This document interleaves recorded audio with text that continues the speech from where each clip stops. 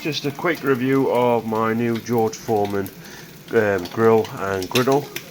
Now I love the concept of this and I'm really enjoying it because it cooks eggs brilliantly, just a little bit of butter on top, cooks them perfect. However, there is some improvements to be made. This barely collects any grease. That's because the grill and the griddle are both flat. So this needs to be where this grill part isn't flat in level with the griddle, but it's slightly twisted.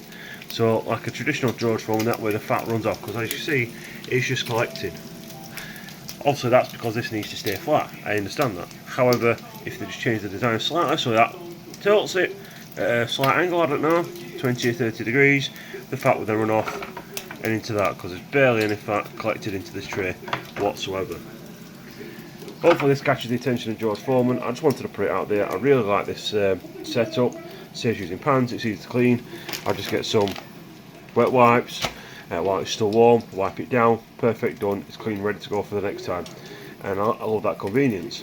It just needs that design improvement and then this will be ideal.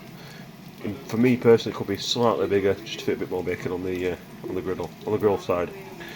Anyway, thanks for watching. Hopefully George Foreman manufacturers see this and make that improvement.